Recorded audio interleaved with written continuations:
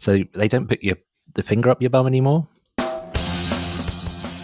You're listening to the Beat Motel podcast, and we need to warn you that we like to use words like fuck, shit, and syndicalist, scrotics, angry flap, and filth biscuits. And we don't often bleep those words out, apart from because we're not complete animals.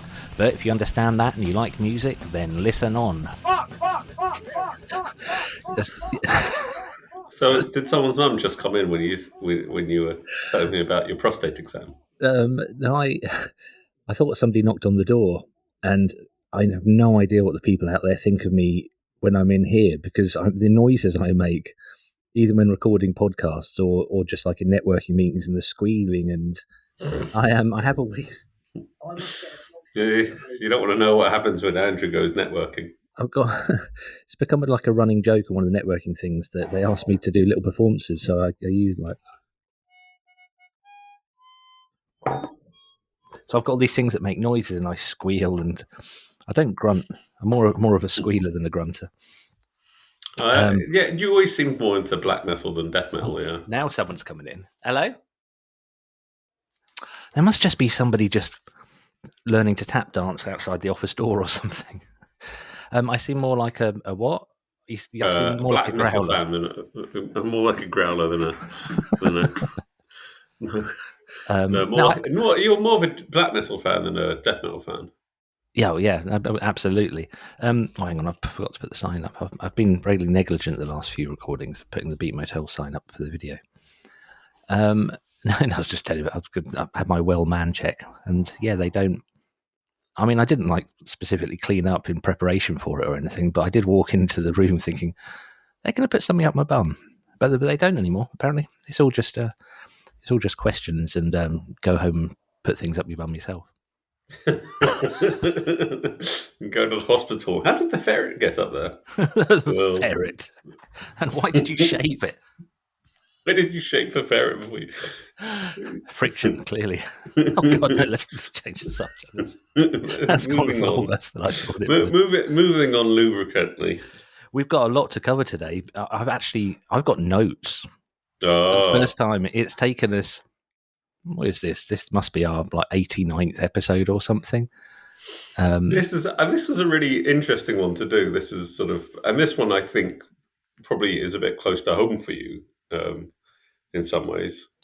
It's a weird one, but we'll explain. Yes, the 68th episode. It's taken me 68 episodes to actually consider making notes in preparation. Oh, God. I've got some mental notes, but let's see if I remember them. Well, let's start off with Riff of the Week. Here is your Riff of the Week. He Virgo, ever so civilized while out on road. No play down the kids wide. Don't wanna get mixed up in they mix up. Wanna just fix up. Mind, soul, and mental plane. Join the ducks, plot in the plot. Knock in the knock, the witch, the where, the what. Tune maneuver, get in the gun. Stew chicken in the Dutch pot, running it up. Join the ducks, plot in the plot. Knock in the knock, the witch, the where, the what. Tune maneuver, get in the gun. Oh, I love a bit of this person. Who is it, Sam? This is Roots Maneuver, and I've lost all my notes. I do have sort of notes. Roots Maneuver, Join the Dots, and it's from his second album, Awfully Deep.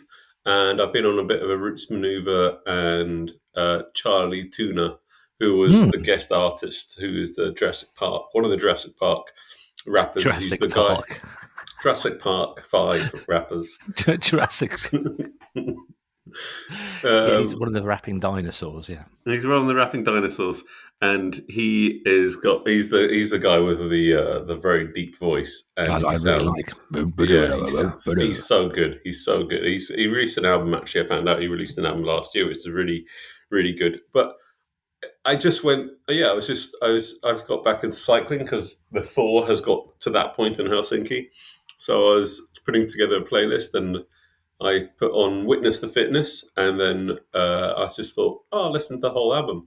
And that track comes on after Witness the Fitness, and it is fucking brilliant. And and the riff, the backing riff is really cool. It's much more bassline's awesome, trad hip hop. It's much more sort of trad hip hop than I think Roots Maneuver normally has done. Witness the Fitness has got a really bizarre beat to it. And it's just a fucking great track. But the riff is actually really cool, and the chorus sort of high, is that a flute? The high thing is really like really cool, and the vocal refrain that he does for the chorus is really cool. It's just a fucking cracking track. So well done, Roots Maneuver. You're doing well. Well done, Mr. Maneuver. He's an artist that I always mean to check out more of. He's very kind of Six Music popular. You know, he's sort of got this sort of, he occupies this strata of musician. Sorry, I'm really trying not to cough. This strata of musician that seems to make an all right living. Not like megastar, not struggling, just sort of comfortably. And whenever he talks, whenever he's on the radio being chatted, he just sounds like a decent bloke, basically. A good egg. If you're into the sports, he's got a very cool football shirt with Adidas out at the moment. Is he really? Witness the fitness. Now, I've been thinking about football shirts because we went to go. It looks a bit like the Germany 1994 one, I think. What, white maybe with? 90. Yeah. White Welcome to Beat Motel, by the way. we like talk sports. About football. We talk about. If you like the kickball. I like the sports. I was thinking about football kits yesterday because on Wednesday night, myself and Mrs. Culture went to go and see Yard Act play at the UEA in Norwich, which is one of my all-time favourite venues. It's just such a great venue because like the whole dance floor is sort of sunken. I mean, it's huge, but the whole area in front of the stage is sunk quite deep. So if you have a vertically challenged wife, as I do, she can still pretty much see. And they put on a hell of a show. They really sort of ascended. It was just fantastic. I slightly regretted it when I had to get up really early to go do a work thing yesterday morning. Well, that explains the pig noises, the squeals and the grunts. Grunts and the squeals. But they sponsor an under 12s girls football team in a place called Kesgrave. Now, Kesgrave is like a suburb of Ipswich, and you've definitely cycled through it. But they were playing possibly at Latitude Festival, which is just up road from here. Are they fairly local, then? No, they're from Leeds. But I don't know how, but somehow they met or spoke to some girls from this football team, and the girls just said, "Would you sponsor our club?" And they said yes, and there is a little girls' football team in Suffolk with Yard Act football shirts, which I love. I think that is absolutely wonderful. That's so cool. That's cultural capital beyond any of their peers. What do you mean by cultural capital?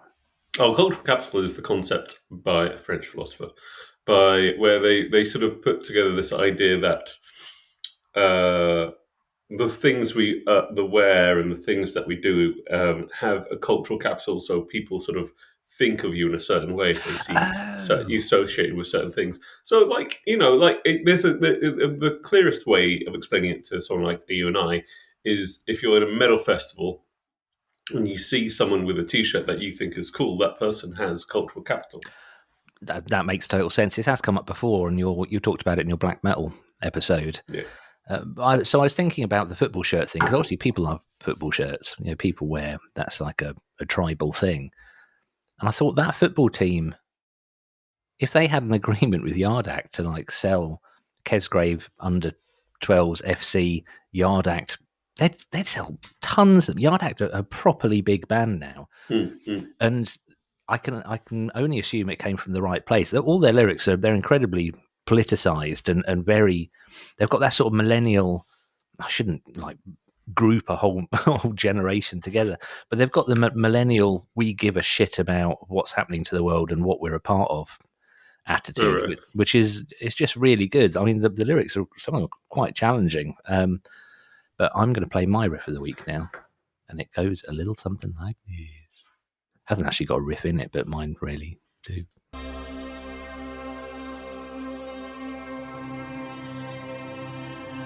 They forgot that they got lost in a never-ending circle of death and loss.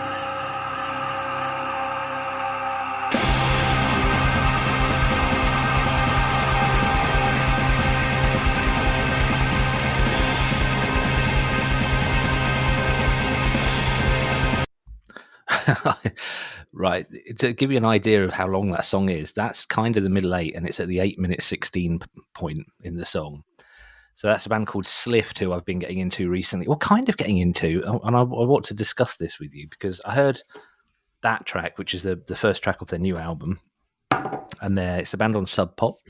So they're sort of cool. They're not really sort of on a metal label, and they didn't start off as metal, it would appear. A French band.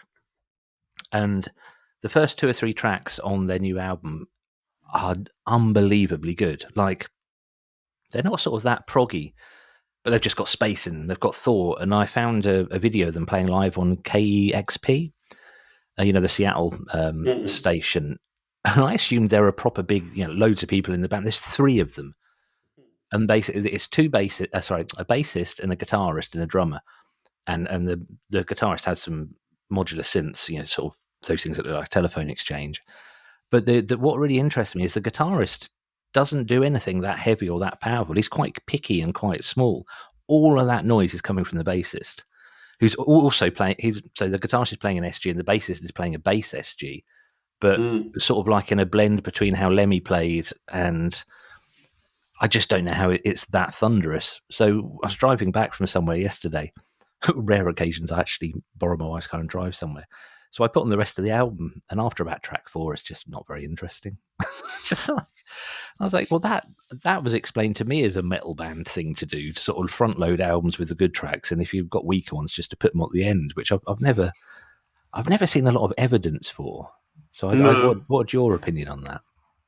Well, I was listening to one of the classic Black Dahlia Murder albums earlier this week, Ritual, which is one of their sort of earlier classics, because they've been going around for a while now. And I don't know, I thought it was on vinyl. It was definitely on the flip side. It was definitely on side B, and the best track the most enjoyable, like, the vocalist was really on one, and it was called. It was really like. I mean, there's a certain thing you have to think about when this thing came out. So, Ritual 2011. What's the track listing? Track listing is The Grave Robber's Work.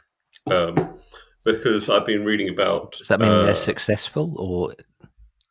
Oh, it's just about like the grave robbers work as a system. Yeah. Grave robbers work. Yeah, it's it's death metal stuff. It's very good, and he was just like he's just really. I was looking at Reddit about the singer killed himself a few years ago, and people said, like, there's this question of, like, he was a force of personality, on much like they sort of reminisced in a way, like they're similar to the Power Trip guy. He was like a really good, very sort of healthy person for the music scene, the death metal music scene. He was like a champion of death, a real sort of variety of death metal things. And people said actually he put so much effort into his lyrics. He really did. He like the whole stories in them, and even if you can't understand like a word when he's singing, you can actually track it reading the lyric. Anyway, point is, that's the end of the album. That's the fourth from last track. So no, it's not true at all. I think it may have been true to an extent, maybe in the 80s, when you were designing a vinyl track listing. But these days, that is irrelevant, and certainly, I always thought CDs worked more like, and this is not genre specific, but more like you open with a few big ones, you dull it out, not dull it out, but you then fill it in a little bit, and then like track 6, track 7, you pick it up again. So you have this sort of. Yeah, it's the same, that sort of format. I can see how it changed. We did an episode about this. We've been going long enough with Beat Motel now to have covered some ground before. And like the Perfect Album thing, a part of that was the Perfect Album on vinyl was, heavy opener, fairly full on first side, and then something a bit odd like Sing on the end of the A side for the Blur's first album, and then the B side, big opener. That's when you then put your quiet ones in. Then you have the massive ending. Cool. Yeah. Right. Sorry. As ever, we're a quarter of the way through the podcast. I haven't even talked about the theme yet. So this is, you're right when you say it's close to home. It's a challenging theme. We decided to do a podcast about just one album, focusing on one album. And it's the last album by The Replacements, or is it? And I'll explain that at some point later on. It's called All Shook Out. We're so good with details. It's called All Shook Down. Shook Down. It's All Shook Down. And the titles are classic Replacements. You know, Paul Westerberg, the singer, classic flipperoo thing, because instead of it being all shook up, it's all shook down. And I adore The Replacements. They are easily in my top 10 most favourite bands ever. And if you've not heard The Replacements, I'm going to interchange between calling them the Mats and calling them the Replacements, because like the Mats is like the nickname, fictional nickname for them. If you've not heard them before, this episode is not going to be a good representation of what they sound like at all. I mean, without giving anything away. And they're one of those bands, they start off basically mimicking Black Flag with their first EP, long EP. And then the first proper album is still quite Black Flag, but there's some real sort of strong storytelling and strong songwriting starting to shine through. Well, that was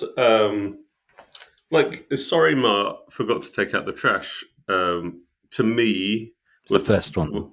It's the first one, and it has, frankly, I've listened to it a bunch of times. I like it. It has one amazing song. The rest of it's a bit filler. Which one do you think is the amazing song? I'm in Love. Yeah, no, I'd go with that. I don't think it's the only. Which is called I'm in Trouble, actually, because that's. Actually, I knew what you meant. And then the lovely thing about discovering a band like the Replacements is their trajectory is reasonably steep throughout their 10-year career. So each album you get is a clear progression. You can really sort of hear the band developing. But I've never listened to the last album, which is All Shook Down. And part of that originally was that I didn't want there to be nothing left to discover. You know, they're a band that haven't existed since 1990. So I didn't want to get to the point where there's nothing new. But increasingly over the years, I mean, I'm talking about like possibly 20 years I've been into the Replacements and have deliberately not listened to this album.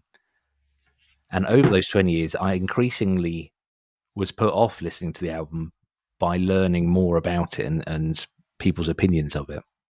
So we partly decided to do this as well because Simon in my band said he can't tell the difference between late era Bon Jovi and the Replacements. And I mean, this album does not prove him right in the fucking slightest. It really doesn't. Perhaps the couple before, but so we decided to challenge ourselves. So Sam, you know, what's your take on this?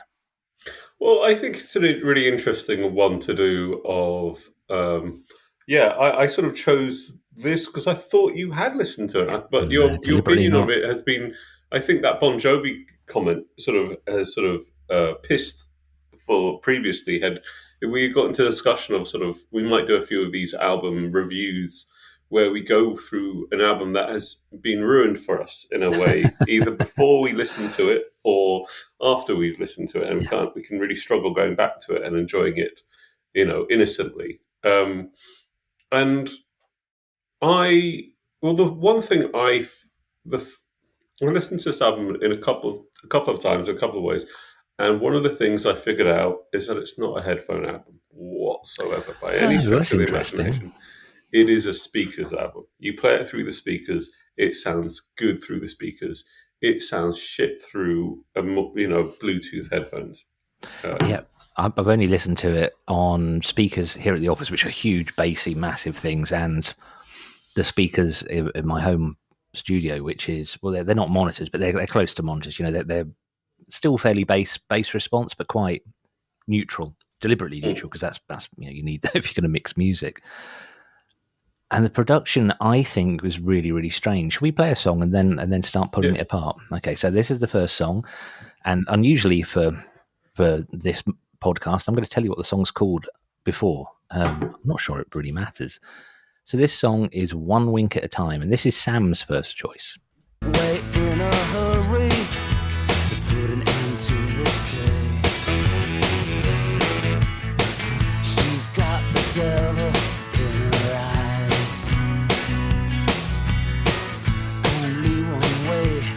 exercise here. One wink at a time. One wink at a time. I love that. I chose this one because I liked it. This one. Ah, what do you think of it? Cool. There's something about Westerberg, the singer's performance, that has actually warmed on me. I mean, at first I did struggle to get through the album. Yeah. I've not managed to do it in one sitting for various reasons. Some of them being that I know let's not dwell on my vagaries yet. But there are bits that have grown on me, and his delivery on that has grown on me, and it's not traditional Replacements at all. It is something else. The thing is that, so one of the things that we have to address is, of course, and this is probably quite early on to bring this in, but it's an elephant in the room that you sort of hinted at earlier, is that this album, he did not write. Westerberg was the songwriter of the Replacements. He didn't write everything, but he wrote the vast majority. A lot of what Christopher Mars, the drummer, wrote some, but not much. Yeah, and so Westerberg wrote the vast majority. And the thing is that when you write, so they didn't think that this was going to be all the band members of the Replacement play on the album. What they play on the album, no one knows because they haven't actually recorded them. They don't remember now, apparently. And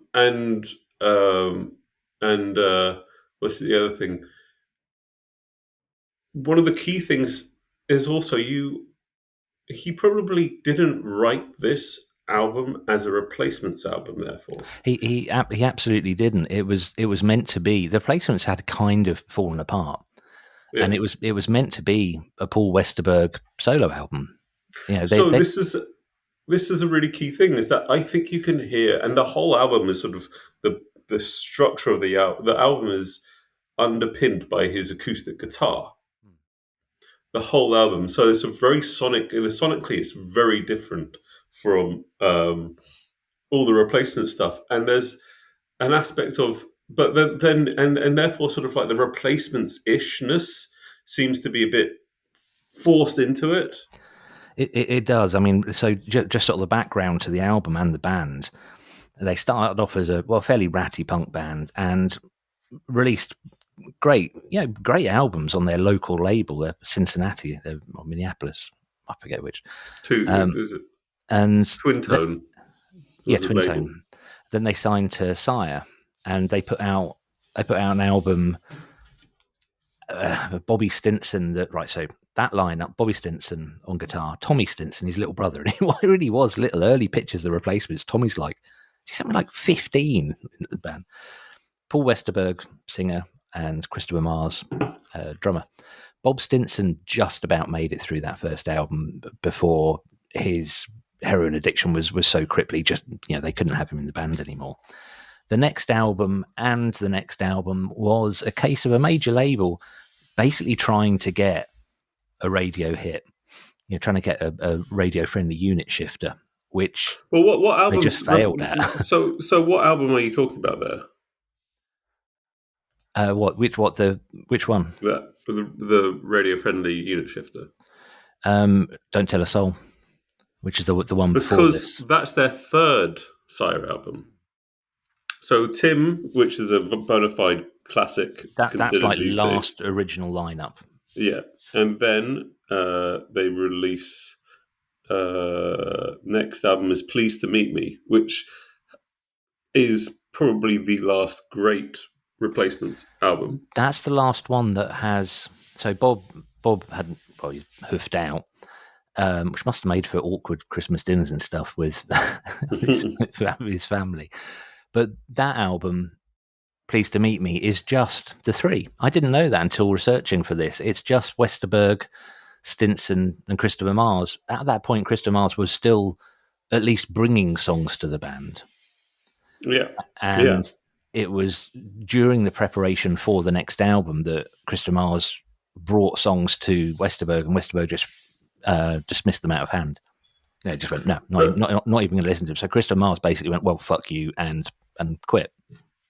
So I think they thought they had some radio ones, like Alex Chilton is an incredible song. Oh God, but that's real. It's the right time, right place, right sound. It's power pop, isn't it? It's so perfectly of its time. And we ought to talk about their peers at the time. Well, Husker Du, who they kind of fell out with, on a much earlier album, Kids Don't Follow. The bit at the beginning where this is the Minneapolis police, the party's over, and someone goes, "Fuck you, man."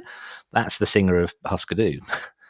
So that they were friends. But REM, they were absolute arm in arm with REM for the alternative rock thing, and they were expected. They were expected to be massive. They signed to a major before Husker Du did. But they also had that thing of like they weren't. I think I've read the book and I couldn't find my copy of the Trouble Boys. The Trouble Boys book, which is a really, really good book. It's exhaustive. It's like in its detail. And I couldn't find my copy, so I couldn't go back over that chapter about the last album. But I don't know if I've read it. Shut up, phone. It was. So I'm looking at the track listing of "Pleased to Meet Me," and tracks stand out, and I can sing the choruses without hearing stuff. Which ones? I'd love to know. I think one of some of the greatest backing vocals ever are on "I Don't Know," and then of course there's "Can Hardly Wait," "Can't Hardly Wait." That's actually a really good example of a major label trying to get a radio friendly unit shifter, because it's a great song. It's a fantastic song, but the orchestration on it is completely unnecessary. Back in the days of Napster, I had a acoustic, really bad quality copy, a version of that song that was just Paul Westerberg and acoustic guitar, like a demo, and the song still stands up. It's a good song. It doesn't need that silly. It's like the drums on Bridge Over Troubled Water. It just doesn't need to be there. I mean, I guess in a way, I guess it's sort of quite an interesting thing, because it's basically they were one of the first, I guess, major label signings from the US underground in the 1980s, which is a really buzzing place, like college radio scene. Yeah, in terms, and really inventive, and it didn't just give birth to things like radio-friendly sort of REM and stuff like that. It also was the Pixies. It was also the Replacements. Also Husker Du. It was also Firehose, who I love as well. And, I need to listen to Firehose and Husker Du. To be fair, I watched a brilliant documentary about them on YouTube and kind of went, "Oh wow!" I didn't realize how influential they are. Oh, I've tried to listen to them. They've never hit for me, clicked, Yeah, well, I mean, this is the thing that these two albums miss. The last two albums miss is the pop, the power pop songs that actually Paul Westerberg's really brilliant at. I think you're right. I think it's almost like he's trying to be too grown up, but also he was not a well man. Him and Tommy had got into smoking speedballs, so heroin and cocaine mixed together, and he was a full-blown alcoholic by this point. Yeah, so that's the other thing that you need to discuss about you need to keep in mind with the Replacements when you listen to them, is that they were, I wouldn't say nihilistic, I would just say they actively they had this antagonistic aspect of the punk scene, the thing that probably attracted them to the concept of punk in some ways, which I don't think they ever really were that attracted to, was just sort of the sort of very unhealthy disregard for their own safety and health and their own everything. I mean, I did a talk on the Replacements a couple of years ago. And when you start to look into the story of the Replacements, at the time, I always assumed they were willfully self-destructive. I mean, the opportunities they blew are their trajectory. They should have been the biggest band in the world, or at least up there with REM and whatever. But I'm not convinced now, having put some space between reading about them, falling in love with them, and you know, that sort of initial honeymoon period you get with bands. I'm no longer convinced it was willful. I think they perhaps just didn't understand the game rather than willfully ruining it. And I think if they had got massive, they would have gone the same way as Nirvana, quite likely.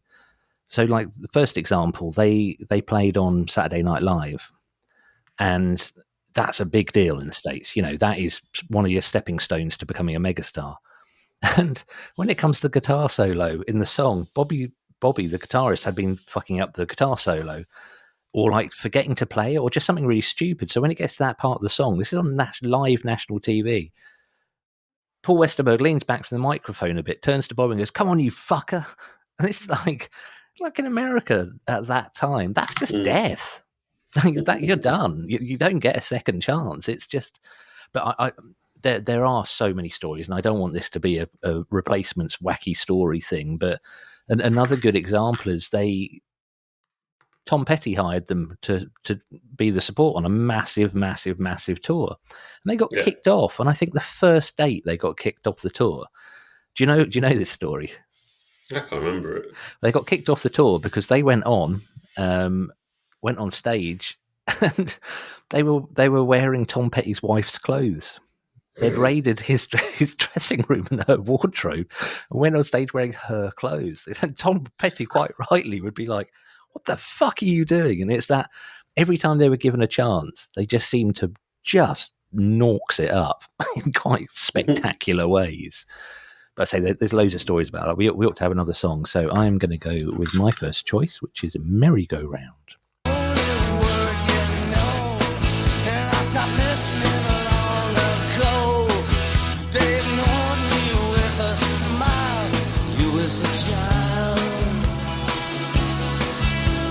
Trouble down, here's your heart pound, and your feet so good about the ground. Merry go round in dreams, write some down. It seems. So that's Merry Go. Great lead guitar in that. That lead guitar is someone we haven't talked about yet. So poor bugger only officially joined the band before this recording. This guy called Slim Dunlap, and typical Replacement story. They recorded the album that only had the three of them on, and they were sat in a bar deciding whether to carry on or not. And Paul Westerberg said, "Look, we need another guitarist again, and we'll hire the first person who walks through that door." And allegedly, Slim Dunlap walked in, but I don't believe that at all, because he was already a competent and well-known country guitarist, and his guitar playing on this album, you can really, really hear when it's him and not Westerberg, and it's fucking brilliant. Yeah. Really lovely, really just great guitar, and it's one of the saving graces of the album, I think. Well, that's what I was going to say. I like the horns. I mean, in the last track, and I think there are decent. This is what I mean by retrofitting the Replacements in. There are things that the Replacements did that are brilliant that they sort of shoved in to what sounds like was recorded, and then sort of they went, actually, let's market this as a replacement, and they sort of retrofitted all these things, because the drums really don't add. The drums really sort of feel a bit forced on a lot of the time, and then Paul Westerberg's delivery sounds like he's whispering into the microphone a lot of the time, and I find it quite grating in a way that I've never thought he was an amazing singer. But I always thought he finds his way through, and actually his sort of slightly slurry delivery works really well in a lot of stuff, and it's almost like he's a bit too self-conscious of what he's doing, and that's what I mean. He's trying to be too grown up. Yeah, or he was just drunk. I mean, in my notes it says Westerberg just sounds drunk. Yeah, he probably was. And also there's some merry-go-round. I was listening to that going, yeah, this is sort of like them trying to do, this is sort of the closest to a classic. The first two tracks are almost the closest to like classic Replacements that you get on the album. And they're the best two songs probably, in my opinion. And But there's also this point where you can hear some effects on Paul Westerberg's voice, and it just sort of went. They'd never do that when they were full on. I think there's a lot of trying to repair stuff on this album. Yeah. You mentioned before that they don't really know who played on what. There's only one track that's got all three, has definitely got the whole band on. I've got it in my notes, but I'll come to that later. But I read one, because this album had its 30th birthday 4 years ago. So there's a bunch of articles out there where people sort of looking back on it again. And that did colour my opinion of it in some ways. But one of them basically said, surprised that Westerberg, they were surprised that him and Stinson actually survived the recording.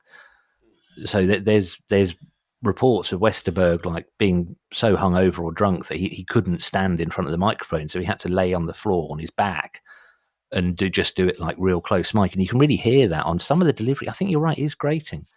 It's so unkind of me to say that. I'm not him. I'm not in his situation. I did not have his life, but I can say as an opinion that it's frustrating. It's frustrating me. He's lost that. There's sort of an anger, and as you say, an antagonistic edge to his vocals in a lot of the stuff. I mean, go back to that song that I don't know. The backing vocals, they're such a good song, and basically the whole song is what's it?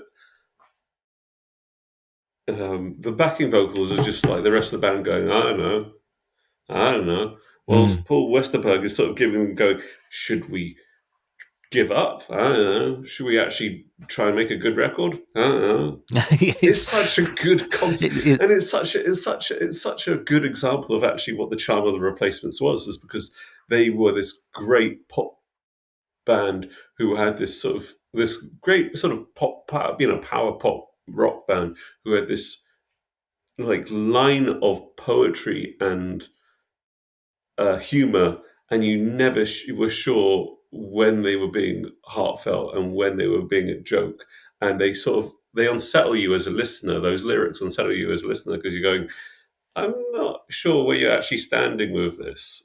They are undoubtedly an incredibly influential band, and they influence.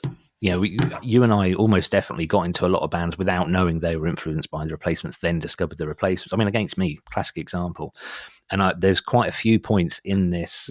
You thought at one point Laura Jane, the Against Me, were trying to do the same, trying to aim at the same trajectory as the Replacements at one point. I think I did, when I thought they were trying to burn for their second major label album. I thought the Replacements were trying to burn themselves in a similar way, as I think Beastie Boys did, as I think Nirvana tried to with In Utero. But there is just talking now, there is a Replacement song that is a similar kind of should we carry on story. It's I can't remember what it's called, but it's give the money back to the record label, fire the agent, fire the manager. Oh yeah. Right. So it's a similar kind of thing, but we ought to have. Well, yeah, I mean, Against Me have a load of tracks which are sort of like them going, where the fuck are we now? Which always sort of, I always loved those ones because it's just it treated the audience with some intelligence. Yeah, like they're so brutally honest, like Treatment Bound. I mean, first of all, just what a name for a song. And that is them just describing the chaos of them being on tour in a really sloppy way. There's like you hear someone drop a bottle, kind of when Bobby Stinson goes to start the guitar solo, someone drops a bottle and he fucks up his solo, and Paul Westerberg just goes, "You fucked that up." Just like I like how it's kind of warts and all, but that was in danger of becoming a bit pantomime, I think. And it slightly irked me that the video for Merry Go Round, because they were very anti-video, so they got given money by Sire, and they spent the money and just gave Sire a video that was just a speaker playing, a record player playing the song, like really dumb stuff. At the beginning of this video, Westerberg's just looks so bored, but it's almost now become a bit pantomime. So as the song's starting, he's literally arms by his side, just staring at the camera. The song starts and Tommy turns and just yawns, and it's just like, yeah, we get it. Okay, we get it. fine, we get it. And yet, Yeah. one of the other videos I found out they won an MTV award for best video, which is coming some way from on Let It Be. They've got Saw Your Video, which is just ripping the shit out of any band that will make a video. And the whole point of that song, there's no vocals for the first half of the song. It's like the most MTV unfriendly thing that they could possibly release. So to go from that to winning an award and sort of becoming a part of that, my friend Wolfie, who he reckons that was Westerberg in desperation, basically realizing that he'd fucked up and realizing at this last album stage that he'd just burned bridges and just basically ruined his chance of ever actually making enough money to live on from music. Should we have another song? So this is Sam's next choice, and it is Attitude. I think this is the only one that all four played on. Here we go. Oh God, where's it gone? Hang on. Merry-Go-Round, then Attitude. Oh shit! I'll just have to find it. Hang on. I couldn't figure out there was an extra slot when I was putting all the music on. I was like, oh, look at that! Right, so I'm going to have to. I'm going to have to actually upload it now. Come on. Oh, thank goodness for that. I did actually clip it. I just didn't add it to the software. Remember sitting back in school, I held my tongue until it turned blue. You said I had an attitude.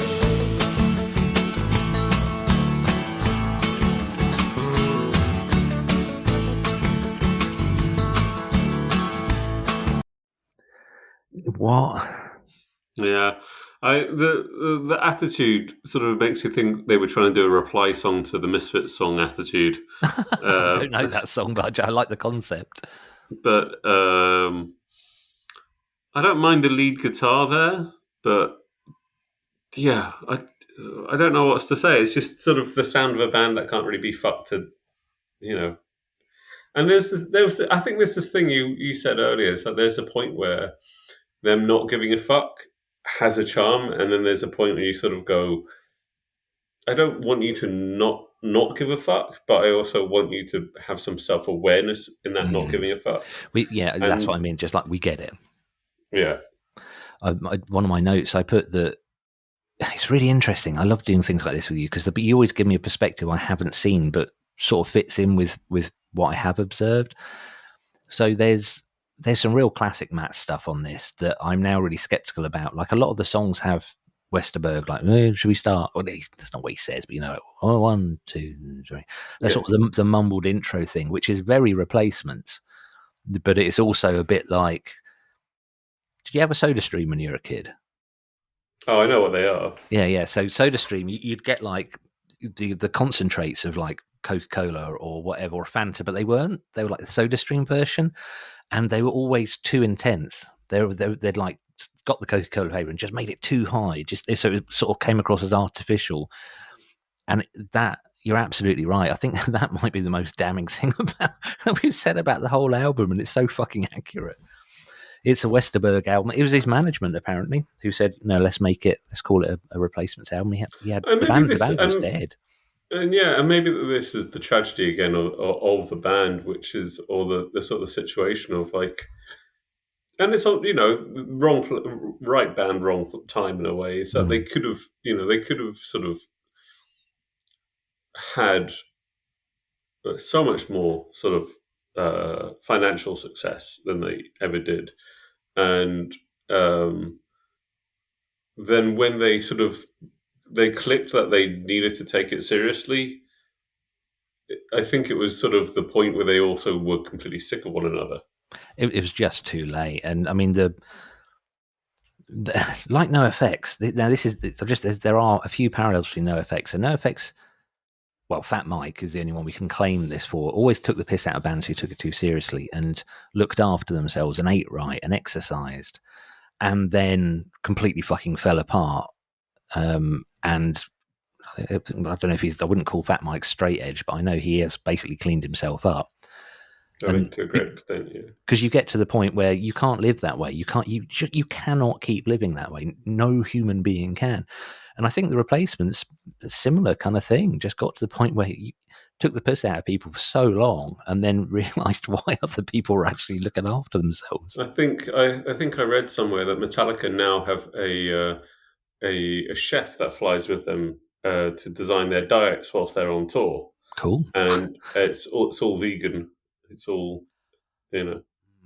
Yeah, so this isn't a diet thing, but no, let's move on. Right, so let's crack on with the next one, and the next one is Sadly Beautiful. Oh God, there's two versions. Oh, here we go. Sadly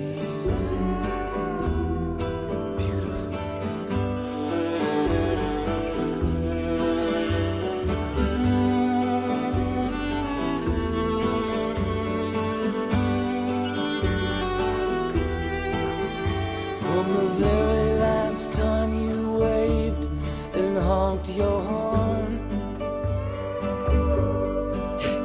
to a face that I think a lot of the time the best stuff on the album is probably, you know, Jim's lead guitar. Yeah. I think you're absolutely right. I wondered when I first heard this album, which is obviously just a few days ago, I did wonder if Westerberg was trying to make a country album, because it's so overt. There are so many, I wouldn't call them memes, but there are so many flavors that I would associate with country, and that, yeah, the pedal steel or whatever it is, slide guitar, is so country, and I like it. It's nice. But the reason I chose that track is that I love that viola solo, you know, the viola part. Oh, yeah. I did actually have to look up to see if it was a viola or a cello, because I thought it could have been like a, you know, cello on high notes. And what really surprised me is learning who played it. Do you know who played that viola? This is on the Wikipedia's, isn't it? This is what's his face from? It's John Cale from Velvet Underground. That's it. And that's remarkable. That's absolutely incredible. That's like going, oh yeah, you know, the new Rolling Stones album's got oh shit, my brain's falling apart. It's got Bon Jovi playing. No, it's not. It's nothing like that. Fucking idiot. But that song is, I chose that because quite a lot of the album is quite sad. I think I read a lovely thing this morning when I was doing research for this, saying that Replacements, and especially Westerberg, if you look at their entire career, it's all about missed opportunities and longing. But they turn longing. They are connoisseurs of longing for things, and that, I thought, that's really accurate. That comes through the entire career for the Replacements. It's this sort of pining for something that's just not there, without being maudlin or without sort of, it's just like a, oh fuck it kind of thing. Yeah. I mean, I was just something you said just made me think about this album. That in a way, well, let's play the last thing, because we'll talk about the conclusion after. Okay, well, we've got another three. So this is your next choice, which is My Little Problem.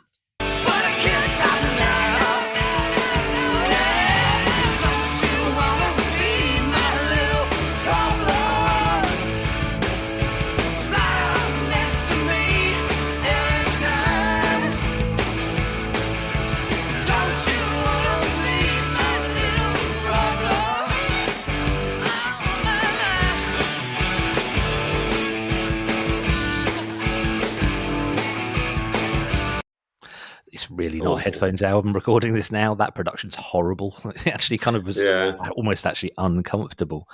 Yeah, and her voice does not gel with his voice. It just doesn't horrible. Add anything at all. Again, it just sort of felt a bit. That feels pantomime. That feels like. But I wanted to say that. I wanted to sort of. Are you glad the album's out there, or do you think it's a shame that they put it together and they polished it together? I definitely think it's a shame they tried to make it a replacements album, because it just ain't. It's just not. There are so many different people involved in it, and I refuse to believe that Tommy Stinson, Christopher Mars, and Paul Westerberg cannot remember who played on what. That just doesn't happen. I'm even the drum sound on the album, the entire album. I mean, what I'm surprised by this is that it's not. I don't think it's a bad album. Like, the songs aren't bad. It's the production and the agreement to release it with that sound. That, to me, is the most surprising thing. Is that, okay? It's not a headphone album, and it jars even more on the headphones. It still doesn't sound great on the speakers, though. It's such an odd thing. We're going to run way over, so I'm going to move on to the next thing. I'm just going to say that song again. It sounds like them trying to do something from 3 albums before, just doing like the straight up rock, and they do it well. I mean, the cover of Black Diamond by Kiss is from Let It Be is great. I didn't know it was a Kiss song for a long time. And then I heard the Kiss version, I went, yeah, it's horrible. Yeah. It'd be like if you'd only ever had cheap supermarket Coca-Cola and then you had real Coke. You'd be like, what is this? No, it's not like that. Oh, shut up. Right. That's my last analogy. I'm not going to do that anymore. No more analogies. So my next choice is but bent out of shape.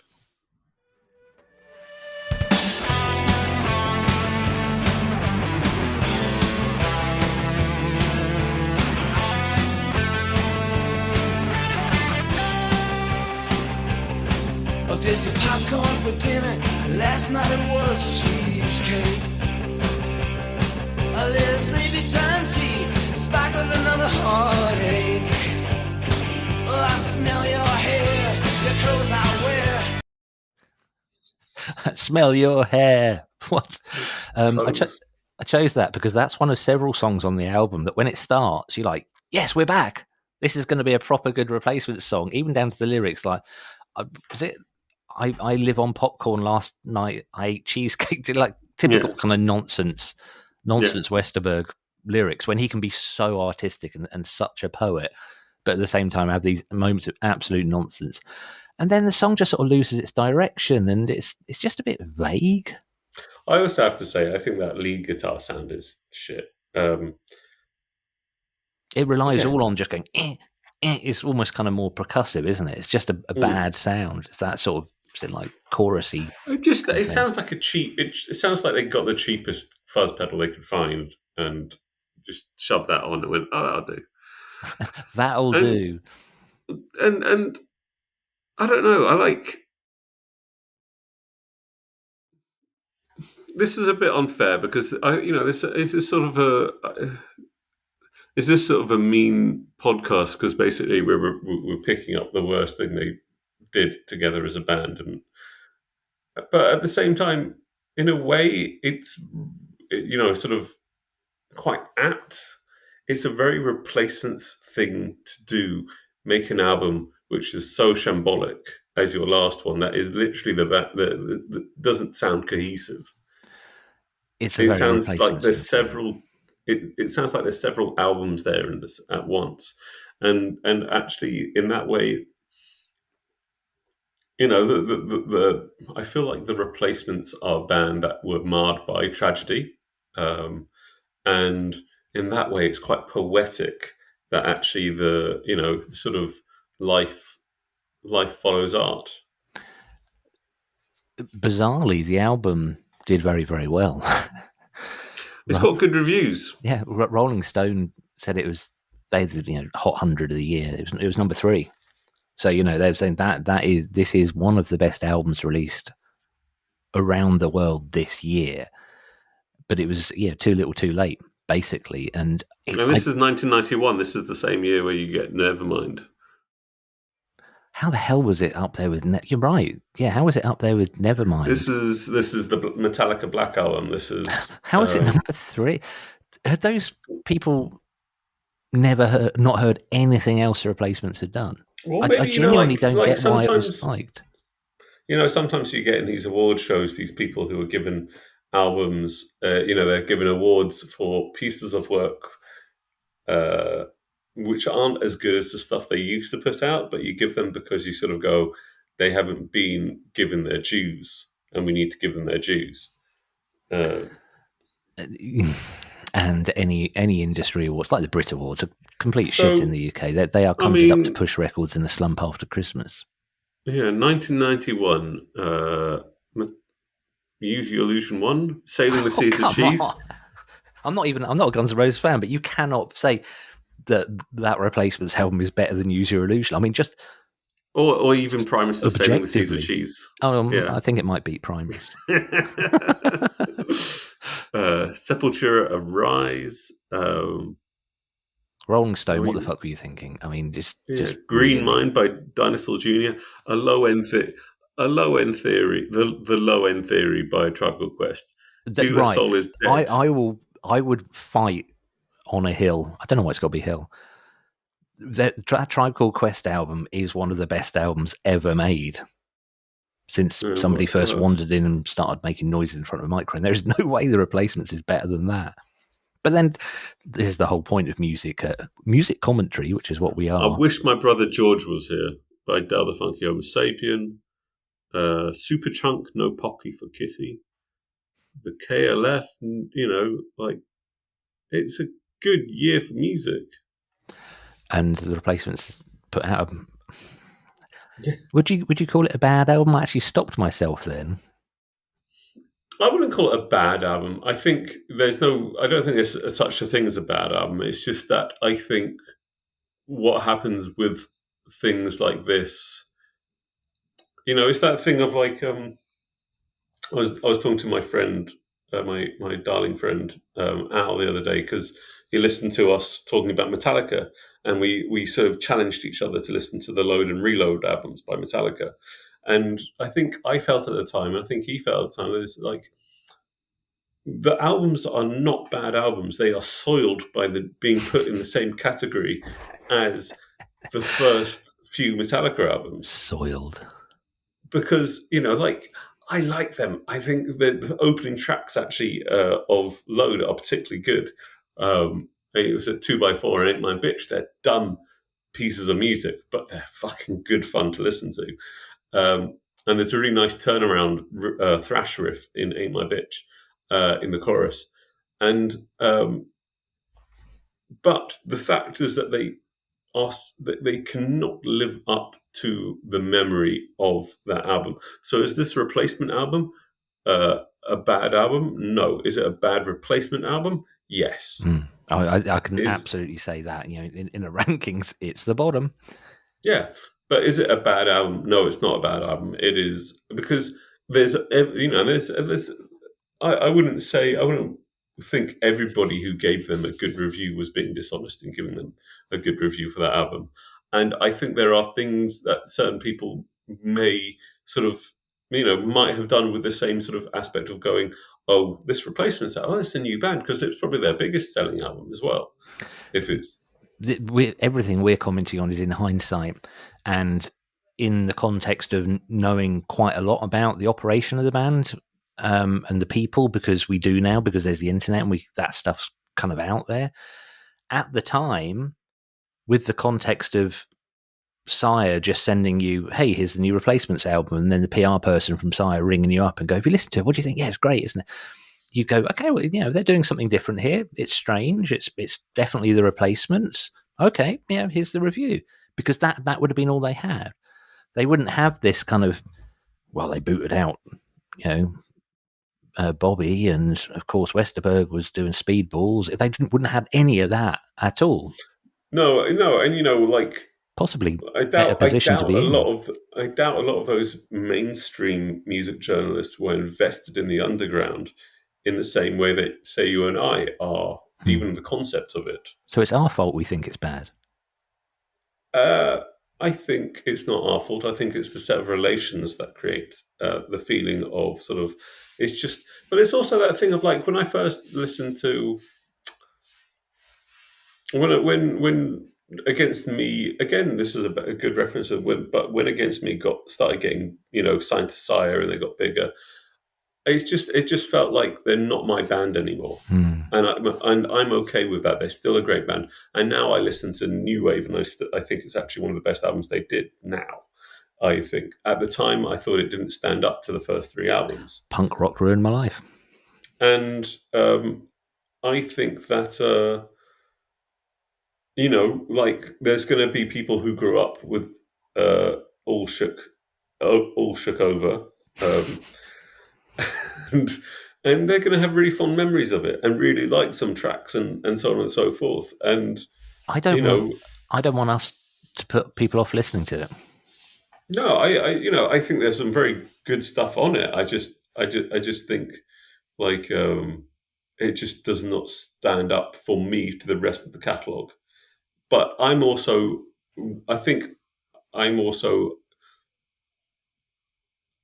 found the Replacements I've never found them the most instantaneous band. I found every single album of theirs, I found it took multiple listens to enjoy. Yeah, I absolutely agree with that. Will you listen to this again?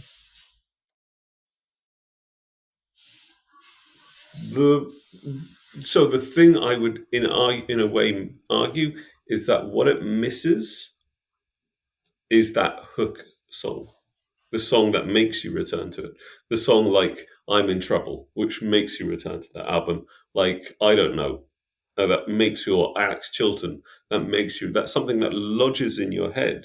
And Merry Go Round has that to an extent, but it's the first track. And so it's almost like that reason to go back to it is being blown. I remember getting into one of their, what was it, Tim? I think it's Tim. Was it On the Bus? That song just lodged in my head, and I had to go back to that album and listen to it. And so eventually everything else in it, I warmed up to everything else in it. Before that, it took me a while to become a Replacements fan. I think you've absolutely played a blinder in this episode, Sam. You've really, really been really expressive and succinct. And yeah, I think you're right. There's not enough. There's not enough. I will listen to it, because some of them, the more I listen to it, it did warm to me. But there's some bits in the album. There was a track I was listening to again last night in the car. Emma got in the car. My wife got in the car, and she immediately turned the radio right down. It really annoys me when she does that. She turned the stereo almost right down, and I literally went, I don't care, and switched it off. That sort of ambivalence, because the song, it sounded like fucking Randy Newman. It sounded like Randy Newman was drunk. But the thing is that the first time I listened to it, for this podcast, I listened to it on headphones, and I went, that was a mistake. And then I put it on, at home on my stereo system, and I went, this sounds, I really don't, this actually got, it really doesn't sound bad. And I think, but there are points of it that are grating. The song Attitude is a grating song. The duet with the woman is grating. And they didn't have those grating moments. I find them grating, but they didn't have those moments in those first 5 albums. There's nothing on any other album that I would automatically skip. Yeah. But there absolutely is on this when I listen back through to it. Have we had your last one, Sadly Beautiful, or did we just? No, you had your Sadly Beautiful. Okay, well, this is your Sadly Beautiful. Had no chance at all to watch you grow up so sadly beautiful, up so sadly beautiful. And you know what? Actually, I don't think it's a bad song. I went from it's not great, and I think it could have been on another Replacements album, and it would have been fine. But that album just needs more than it needs more than what it has. Yeah. You know, it's weird that this idea that they were trying to push it as sort of this big, it's the only album in a way that I think there's no singles on it. Yeah. But you can say the same for Led Zeppelin. They didn't do singles though, so it's a different reason. It's produced by Scott. It's produced by Scott Litt, who I don't know. I've just looked to see who else he produced. Right, he produced Green and Out of Time for REM, which are amazing albums, and he produced the MTV Unplugged for New York. And well, he mixed All Apologies and Heart Shaped Box by Nirvana. It's weird hearing my daughter listen to Heart Shaped Box. I was like, I must never tell her what it's about. He produced Counting Crows, Indigo Girls, and Patti Smith. So he was a big name. He was a big name producer. He must have had a challenging time with this album. But the sessions just dragged on. Apparently, yeah. Maybe this is this is what we got. How's I want your daughter to pick an episode for us. That's a good idea. Right, let's have. I'm going to play the title track, All Shook Down. We're all shook down, all shook down. Is that a recorder? All shook down, shook down. Praises they sing, a register rings, one of a time. It's I had to look it up because I thought, is that a fucking ocarina? And there's I've my notes. One of my other notes, I can't remember which song. I've just put banjos, fucking banjos. That is an ocarina. Again, played by John Cale. I mean, why? He was obviously having a good time. At least He's a mad lad, wasn't he? Oh man, but I just put it on just because that ocarina was there's several moments in this album where I just sort of sat upright and went, what the fuck? It's just but again, that's like a good thing in a Replacements album. It's a very replacement-y thing to do. Absolutely is. I did mean to get my ocarina out before this recording. Not in public, Andrew. But I haven't got a long enough headphone lead to go get it out. Right, so that's all the choices, Sam, and I think we've covered it fairly well. Conclusion: is this a Replacements album? No, it's not a Replacements album. I'm going to go yes. I think it's actually. Really? Okay. I think it's a. I would have loved there to be more songs that I clicked with, but I also think that the haphazardness and the shoddy sort of sound and the sort of the falling apartness of it sort of is quite apt and poetic for the last of the Replacements. I would like to judge. I'd like to strike my previous comment from the record. It is a Replacements album. We're talking about there's so many people involved in this album that it's bizarre. Although the Wikipedia page, there's a list of all the people who are credited, and which includes Abraham Lincoln, which I also thought was very, very Replacements to have something that stupid on the Wikipedia page. I figured that after all this, we would need a palate cleanser, and we'd need something that would just probably cheer us up a bit. So I'm going to risk the ire. The IRE. How do you say that? I'm going to risk the rage of Sire, and I'm going to play more than 30 seconds, but not by much, of this.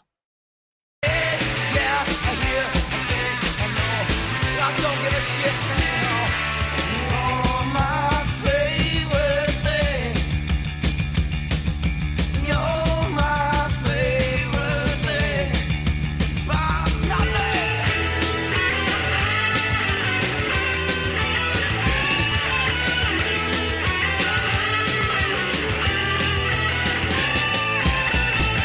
What goes on?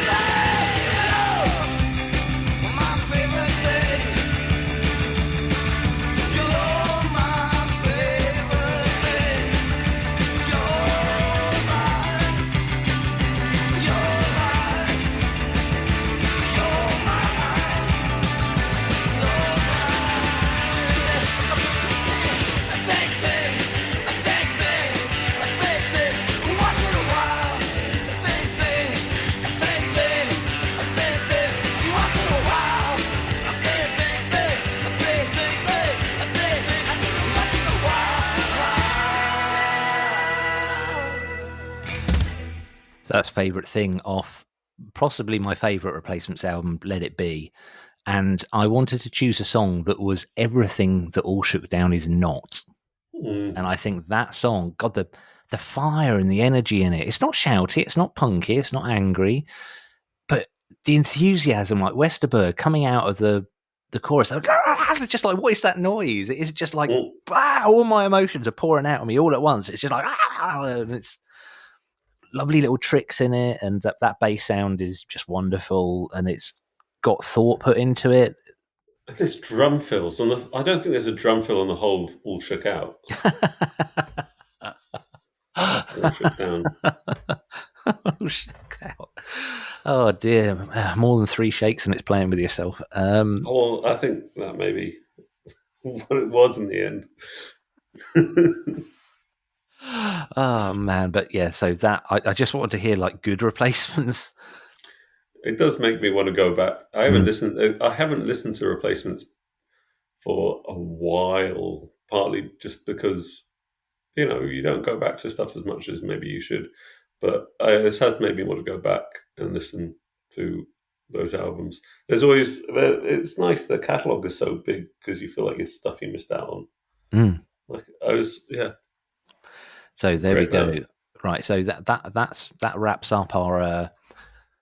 I don't think we assassinated or shook down, but we certainly were quite frank in our views around it, and we have some. No, they're not letters, but people getting in touch. And the first one I got is after our lyrics episode. A couple of days later, somebody I know who plays in a band called Ecto Peach, who I'm friends with. He sent me a message. Basically, he's like, "You had me screaming at my headphones on the train about Illin by Run DMC." And I was like, "Why? Because you agree, and it's weird." And he's like, "No, he wouldn't call me a fucking idiot because he's not that kind of person. But I think if he was that kind of person, he would have just sent me a message saying, 'Andrew, you're a fucking idiot.'"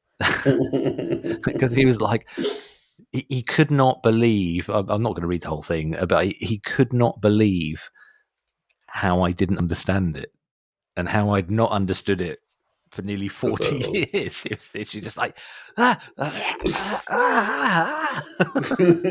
thought, that's a hell of a reaction we've got from somebody. That's quite amazing. Yes, it's nice to know people care. Yeah, so sorry, Matt, if we if the transport police got involved.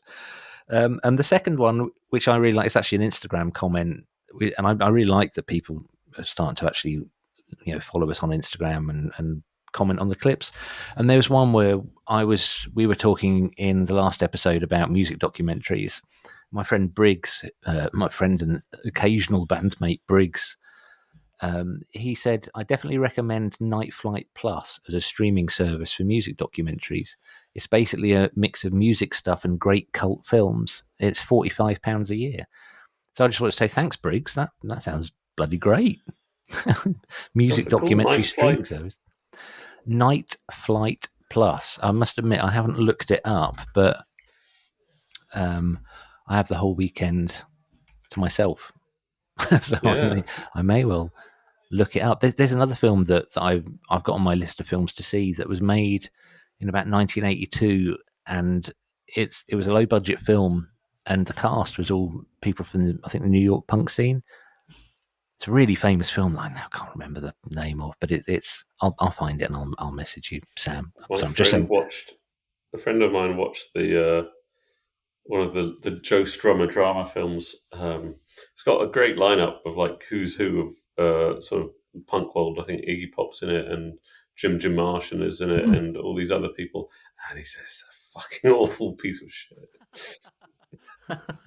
Oh man, I'm looking at Night Flight Plus, and it really is a mix of like, there's a Brian Eno documentary about him during 71 to 77, which looks good. Joe Strummer, Smithereens. Then you look down, underneath that there's Slumber Party Massacre 2, Rats, Night of Terror. It really is like schlock, like video nasties and brilliant looking. God, Murder Cycle. And brilliant looking documentaries. That's what an interesting mix of stuff. Cool. This looks good. It does look good. So thanks for that, Briggs. That's absolutely fantastic. Oh man, there's so many. Reagan era chaotic punk bands like The Descendants is just the line I saw just before it scrolled away, and I'm like, I want to see that. That's already something I definitely want to watch. So yeah, absolutely brilliant. Oh, and then there's a documentary I think I might have seen about Blitz, the Blitz Club, where sort of New Romantics came from, but it always makes me laugh because it's got a picture of David Bowie in just after Ziggy Stardust era, and if you leave a coffee mug on a piece of paper, it leaves a ring. It looks like someone's left a ring on Bowie's forehead. This big like circle kind of thing. So anyway, we ought to wrap it up because we are. Should we just say it's an hour and a quarter podcast and stop worrying about always overrunning? Yeah. Right. It depends on how busy we are afterwards. That's true. Yeah, I've not got a meeting for a little while. Okay, cool. Sam, I really, really enjoyed this. I did find it quite challenging, actually. I think I was a bit nervous about it. Just because it's sort of, no band should be sacred.